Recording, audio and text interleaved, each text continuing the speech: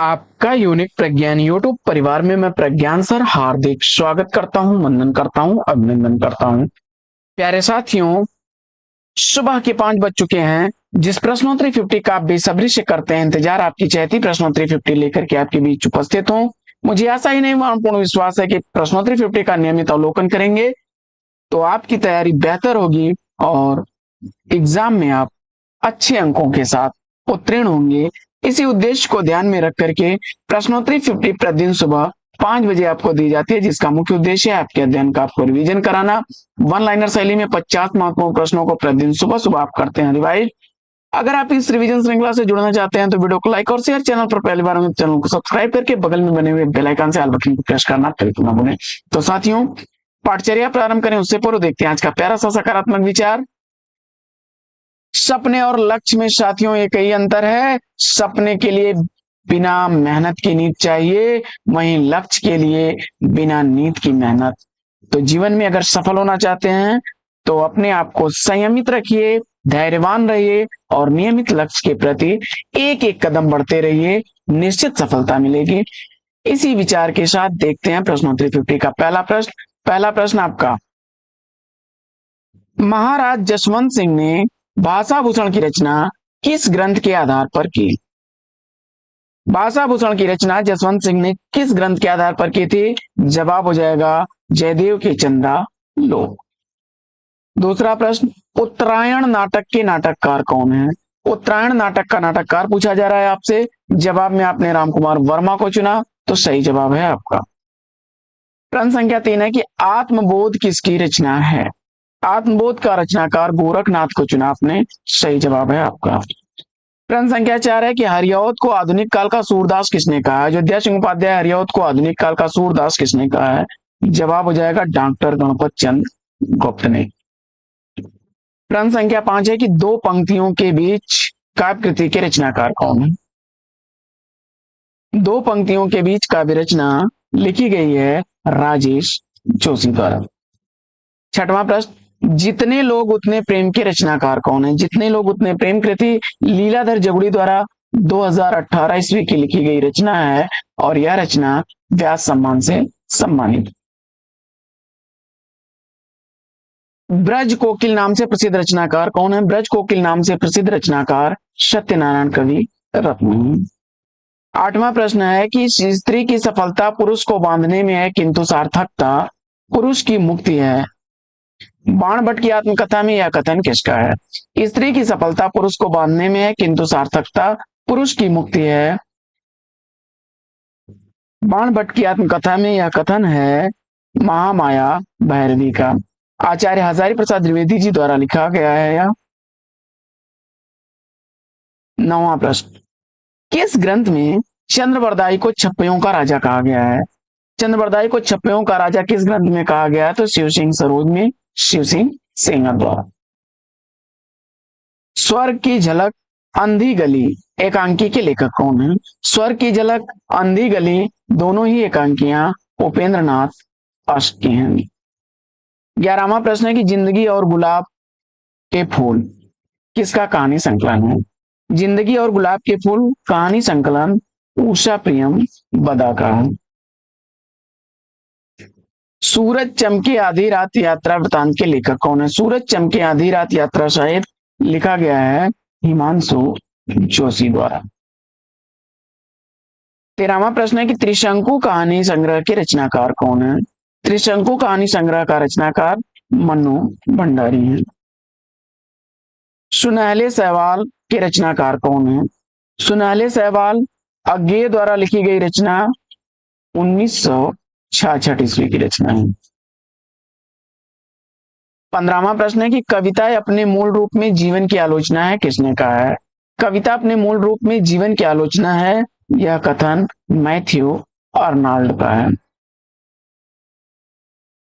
प्रश्न संख्या 16, gold Smith की कृति ट्रेवलर का अनुवाद किसने किया? गोल्ड स्मिथ की कृति ट्रेवलर का अनुवाद किसने किया? जवाब हो जाएगा श्रीधर पाठक ने। प्रश्न संख्या 17, आंखों की दहलीज उपन्यास के लेखक कौन है? आंखों की दहलीज उपन्यास मेहरुन्निसा परवेज द्वारा लिखा गया 1969 ईस्वी का प्रकाशित उपन्यास है। अगला प्रश्न है कि सचेतन कहानी के प्रवर्तक कौन है? सचेतन कहानी का प्रवर्तक महेश सिंह है। समय का सूर्य अधैर्य का कवि किसे कहा जाता है? समय का सूर्य अधैर्य का कवि किसे कहा जाता है? रामधारी सिंह दिनकर। अमरकांत मुंशी प्रेमचंद के किस उपन्यास का पात्र है? अमरकांत मुंशी प्रेमचंद द्वारा लिखे गए कर्मभूमि उपन्यास का पात्र है। 21वां प्रश्न है कि उद्धव शतक में कितने छंद हैं? उद्धव शतक में 116 छंद हैं। जगन्नाथ दास रत्नाकर की रचना है। 22वां प्रश्न है कि भारतीय वृत्ति का संबंध किस रस से है? भारतीय वृत्ति का संबंध अद्भुत रस से है। 23वां प्रश्न है कि गांधी जी के दक्षिणी अफ्रीकी जीवन पर आधारित कौन सा उपन्यास है? गांधी जी के दक्षिण अफ्रीकी जीवन पर आधारित उपन्यास पहला गिरमिटिया है, जो कि गिरिराज किशोर द्वारा लिखा गया। जीवन चक्र कृति के रचनाकार कौन है? जीवन चक्र गंगा प्रसाद उपाध्याय की रचना है। धनपाल द्वारा लिखा गया सूर्य पंचमी को अन्य किस चर्चित नाम से जाना जाता है? धनपाल द्वारा लिखा गया सूर्य पंचमी को भविष्यत कहा नाम से जाना जाता है। मोहन राकेश के किस कृति को संगीत नाटक अकादमी का प्रथम पुरस्कार प्राप्त हुआ था? मोहन राकेश को संगीत नाटक अकादमी द्वारा आषाढ़ का एक दिन कृति के लिए 1959 ईस्वी में पुरस्कार मिला था। डॉक्टर रामविलास शर्मा जी के अनुसार किसानों की बृहत्त्रयी ग्रंथ कौन से हैं? रामविलास शर्मा ने प्रेमचंद द्वारा लिखे गए प्रेमाश्रम, कर्मभूमि और गोदान को किसानों की बृहत्त्रयी कहा है। कोहरे में कैद उपन्यास के उपन्यासकार कौन है? कोहरे में कैद उपन्यास गोविंद मिश्र जी का है। अगला प्रश्न है कि हिंदी के किस कवि को राजशेखर की उपाधि से अलंकृत किया गया है? तो हिंदी के कवि हैं विद्यापति, इन्हें राजशेखर की उपाधि से अलंकृत किया गया है। अगला प्रश्न है कि आचार्य रामचंद्र शुक्ल जी के अनुसार स्वच्छंदतावाद के प्रवर्तक कौन है? आचार्य शुक्ल जी के अनुसार स्वच्छंदतावाद के प्रवर्तक श्रीधर पाठक है। प्रश्न संख्या 31, दस्तक जिंदगी की आत्मकथा की लेखिका कौन है? दस्तक जिंदगी की आत्मकथा प्रतिभा अग्रवाल द्वारा लिखी गई 1990 ईस्वी की प्रकाशित रचना है। अगला प्रश्न है कि बग्गा साहब यशपाल की किस कहानी का पात्र है? बग्गा साहब यशपाल द्वारा लिखे गए आदमी का बच्चा कहानी का पात्र। प्रश्न संख्या 33, पद्मावती नाटक के नाटककार कौन है? पद्मावती माइकेल मधुसूदन द्वारा लिखे गए बंगला नाटक का हिंदी अनुवाद जो है बालकृष्ण भट्ट ने 1978 ईस्वी में किया था, पद्मावती नाम से।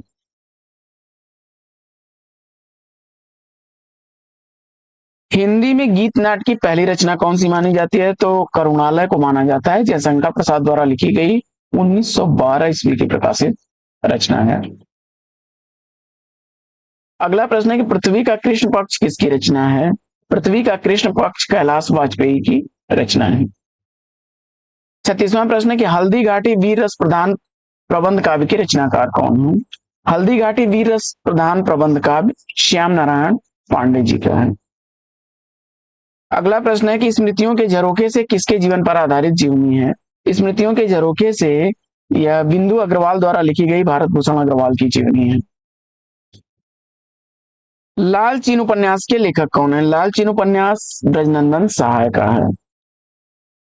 आत्मदाह उपन्यास के लेखक कौन है? तो आत्मदाह उपन्यास का लेखक चतुरसेन शास्त्री हैं, 1937 ईस्वी प्रकाशन। ढोला मारूरा दूहा किस क्षेत्र का लोकप्रिय भाषा काव्य रहा है? तो ढोला मारूरा दूहा राजस्थान का लोकप्रिय काव्य रहा है। महात्मा बुद्ध के बाद उत्तर भारत में सबसे बड़े लोकनायक तुलसीदास हुए, यह कथन किसका है? तो जॉर्ज ग्रियर्सन का। परती परिकथा उपन्यास के लेखक कौन है? परती परिकथा उपन्यास फणीश्वर नाथ रेणु जी का है। गांधी मीमांसा जीवनी के लेखक कौन है? तो गांधी मीमांसा जीवनी रामदयाल तिवारी द्वारा लिखी गई जीवनी है। 1921 ईस्वी इसका प्रकाशन। मेरे साथ जन्म आत्मकथा के लेखक कौन है? मेरे साथ जन्म आत्मकथा हंसराज रहबर द्वारा 1986 ईस्वी की प्रकाशित आत्मकथा है, 3 खंडों में विभक्त है। अगला प्रश्न है कि गोदान उपन्यास में कौन सा पात्र प्रेमचंद के प्रगतिशील विचारों का वाहक माना जाता है? गोदान उपन्यास में कौन सा पात्र प्रेमचंद के प्रगतिशील विचारों का वाहक है? तो प्रोफेसर मेहता।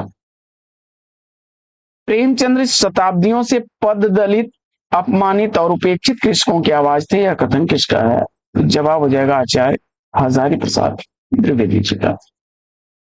छायावाद तत्वतः प्रकृति के बीच जीवन का उद्गीत है, यह कथन या यह उद्घोष किसका है? तो महादेवी वर्मा जी का। आम के पत्ते काव्य रचना के लिए रामदास मिश्र जी को कौन सा पुरस्कार दिया गया? आम के पत्ते काव्य के लिए रामदास मिश्र को व्यास सम्मान से सम्मानित किया गया था 2011 ईस्वी में। आचार्य हजारी प्रसाद द्विवेदी किस धारा के उपन्यासकार हैं? आचार्य हजारी प्रसाद द्विवेदी सामाजिक सांस्कृतिक धारा के उपन्यासकार। हिंदी के किस इतिहासकार के अनुसार शालिभद्र सूर्य हिंदी के प्रथम कवि हैं? तो जवाब हो जाएगा गणपत चंद्र। साथियों, आज की यह पाठचर्या कैसी लगी कमेंट्स करके जरूर बताइए। आज की प्रश्नोत्तरी ड्यूटी लेते हैं यहीं पर विराम, फिर मिलेंगे आपसे अगले वीडियो में एक नए प्रश्न, एक नया टॉपिक, एक नए अंदाज में। तब तक के लिए लेते हैं आपसे विदा। आपका जीवन मंगलमय हो, बेस्ट विशेष बेस्ट ऑफ लक, जय हिंद।